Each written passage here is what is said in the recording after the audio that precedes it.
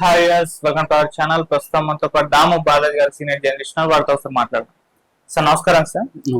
Sir OG release అయిన తర్వాత మంచి పాజిటివ్ రెస్పాన్స్ వచ్చేసింది. మరి మొదటి రోజు కలెక్షన్స్ అద్భుతంగా ఉన్నాయి. మరి 3 రోజుల కలెక్షన్స్ ఏ విధంగా ఉన్నాయి? డ్రాప్ అయినట్టుగా తెలుస్తుంది.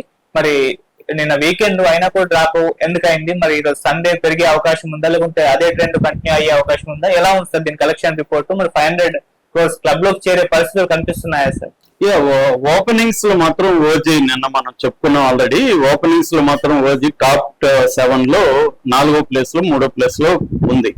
అంటే క్లియర్ గా ఇంకా లెక్కలు రావాల్సింది, కానీ ఏదేమైనా టాప్ 5 ప్లేస్ లోకి ఓపెనింగ్స్ లో all time openings Indian films లో వెళ్ళింది. అది రికార్డు. కాకపోతే ఏంటంటే ఫస్ట్ డే అంటే ప్రీమియర్స్ అండ్ ఫస్ట్ డే ఈ రెండు కలిపితే తీసుకుంటే సెకండ్ డేకి వచ్చేసరికి అంటే ఫ్రైడేకి వచ్చేసరికి బాగా 70% డ్రాప్, 70.59% డ్రాప్ అయిపోయింది కలెక్షన్ లో.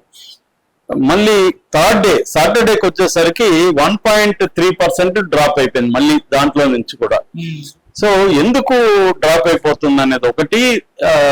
తర్వాత ఓవరాల్ గా 500 కోట్ల క్లబ్ లోకి ఇది వెళ్తుందా లేదా అనేది కూడా ఇప్పుడు డౌట్ పడే స్థాయికి వచ్చేసింది అనమాట.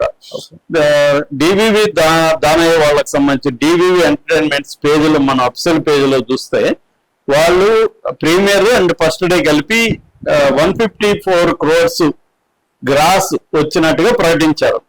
ఆ తర్వాత ప్రకటించలేదు వాళ్ళు. నిన్న కానీ ఈ రోజు కానీ చూస్తే ఇందాక కూడా చూసాను నేను, బాక్స్ ఆఫీస్ డిస్ట్రక్టర్ అని పెట్టారు తప్ప ఎంత డిస్ట్రాక్ట్ చేశాడు బాక్స్ ఆఫీస్ ని అంకెలు ఏమి పెట్టలేదు వీళ్ళు. అంటే క్లియర్ గా ఏమంటే తగ్గిపోయింది కాబట్టి వాళ్ళు పెట్టలే. పెరుగుంటే పెట్టుండేవాళ్ళే కదా, వాళ్ళు తగ్గింది కాబట్టి పెట్టలే. అట్లాగే SACMilk.com మనం ఎప్పుడు దాన్ని అథెంటిక్ గా చెప్పుకుంటుంటాము. SACMilk.com ప్రకారం ఇప్పుడు మొత్తం కలెక్షన్ లో చూస్తే ప్రీమియర్ షోలకి 20 కోట్లు వచ్చాయి. ఇది నెట్ చెప్తున్నాను నేను, గ్రాస్ కాదు. ప్రీమియర్ షోలకి 21 వచ్చాయి. ఫస్ట్ డే థర్స్డేకి 63.75 లక్షలు వచ్చాయి. ఇది రికార్డు. పవన్ కళ్యాణ్ సినిమాలోనే హైయెస్ట్ ఓపెనింగ్. ఇందాక చెప్పినట్టుగా టాప్ 7 ఇండియన్ సినిమాల్లోనే ఇది టాప్ 5 లో ఉంది. ఇక ఫ్రైడే సెకండ్ డేకి వచ్చేసరికి 70.59% పడిపోయింది. అంటే 63.75 లక్షలు ప్లస్ 21 కలుపుకుంటే దాంట్లో నుంచి తగ్గింది ఎంత? 18.75కి తగ్గిపోయింది. అంటే ఫ్రైడే వచ్చిందంత కలెక్షన్ లో నెట్ 18.75 లక్షలు వచ్చింది SACMilk.com ప్రకారం. సాటర్డే అది ఇంకా పడింది, 1.3% పడింది, 18.50 లక్షలకు వచ్చింది.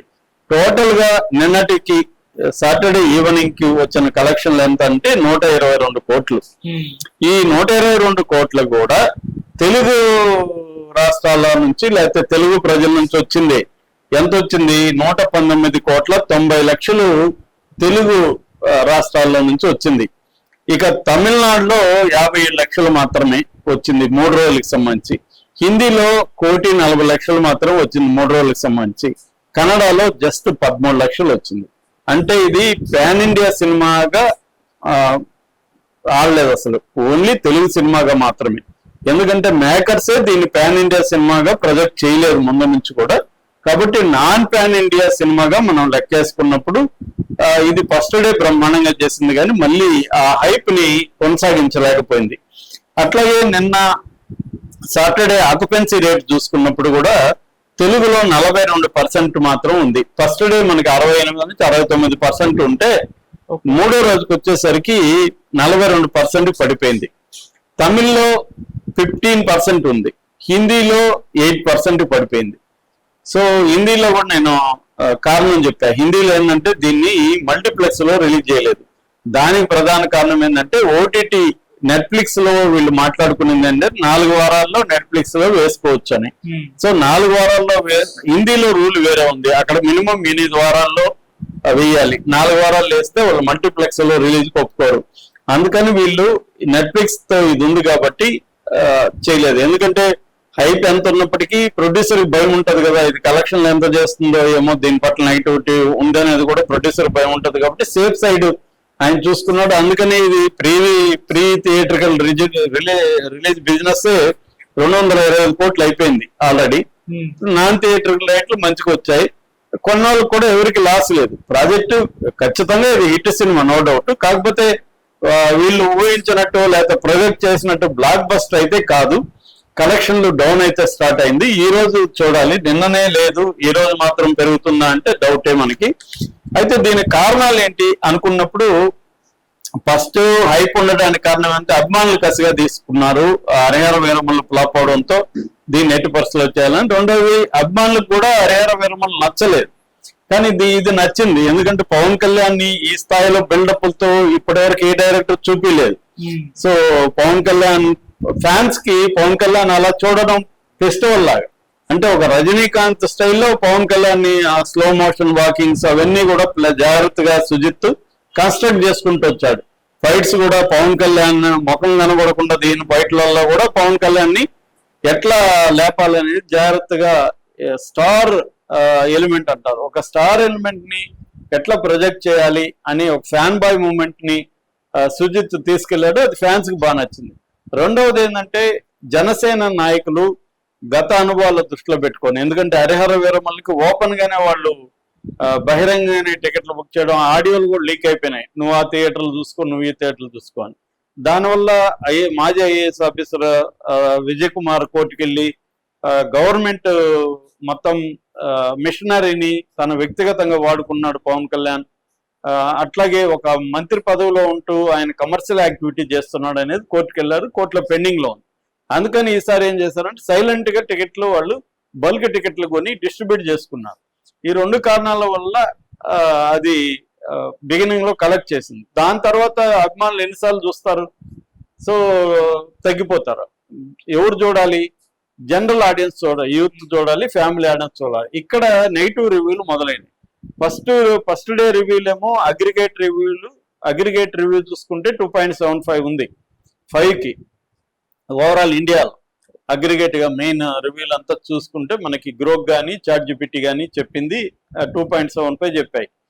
కానీ తర్వాత వచ్చేసరికి 1.5 ఈ రివ్యూలు పెరిగిపోయినాయి. ముఖ్యంగా సోషల్ మీడియాలో ఫేస్బుక్ లో కానీ వాట్సాప్ గ్రూపుల్లో కానీ ఇది బాలేదు అనేది ఈ Sujith short film director short films లాగా తీశాడు తప్ప కొహరెన్స్ లేదు, కథ లేదు. పవన్ కళ్యాణ్ కూడా ఒక 50 నిమిషాల వరకు ఒక డైలాగ్ లేదు, 20 నిమిషాల వరకు అతను కనబడ్డు. ఇలాగంతా నెగిటివ్ విషయాల్ని హైలైట్ చేయడం మొదలు పెట్టారు. సో దాని ఎఫెక్ట్ పడింది. తర్వాత ఏంటంటే రేట్లు ఇక్కడ తెలంగాణలో హైకోర్టు సస్పెండ్ చేసింది జియోని. దానివల్ల ఇక్కడ 10 రోజులకి రేట్లు నార్మల్ రేట్లు అయినాయి. దానివల్ల కూడా రెవెన్యూ తగ్గిపోతుంది కదా, రెవెన్యూ డ్రాప్ అయిపోతుంది ఆటోమేటిక్ గా. అది రెవెన్యూ డ్రాప్ అయిపోయింది. అక్కడేమో డబ్బు ఎక్కువ పెరిగాయి కాబట్టి జనం ఖర్చు పెట్టుకొని ఈ సినిమా మీద మిక్స్డ్ టాక్ ఉంది, దీన్ని ఎందుకు ఇప్పుడు మనం చూడాలన్నట్టుగా ఆగిపోయారు. మూడో కారణం హెచ్డి ప్రింట్ వచ్చేసింది. హెచ్డి ప్రింట్ క్వాలిటీ ప్రింట్ వచ్చింది. నేను ఈ మధ్య కాలంలో ఇంత క్వాలిటీ ప్రింట్ చూడలేదు. మామూలుగా కెమెరా ప్రింట్లు పెడుతుంటారు కానీ నీట్ గా ఉంది ప్రింట్. దానివల్ల కూడా ఎఫెక్ట్ అయింది. చాలా మంది ఇది హెచ్డి ప్రింట్ ఉంది, మంచి టీవీ ఛానల్స్ ఉంటాయి, స్క్రీన్స్ ఉంటాయి, ఇంటిల్లిపాది హ్యాపీగా ఈ సినిమాను చూసేసుకుంటారు. కాబట్టి థియేటర్కి పోవాలి. మళ్ళీ ఇవాళ డౌన్లోడ్ చేయడం కానీ టెలిగ్రామ్ లో షేరింగ్ కానీ ఈజీ అయిపోయింది. కాబట్టి ఇది కూడా ఒక కారణం. ఇక నాలుగోది అంటే వర్షాల తెలంగాణలో బీభత్సంగా పడుతున్నాయి అనేక చోట్ల. మన హైదరాబాద్ లో మూసీ నది ఆ ఏరియాలంతా వరదలు వచ్చేసి దారుణంగా ఉంది. అక్కడంతా థియేటర్లకు ఎవరు పరిస్థితి మూసేశారు.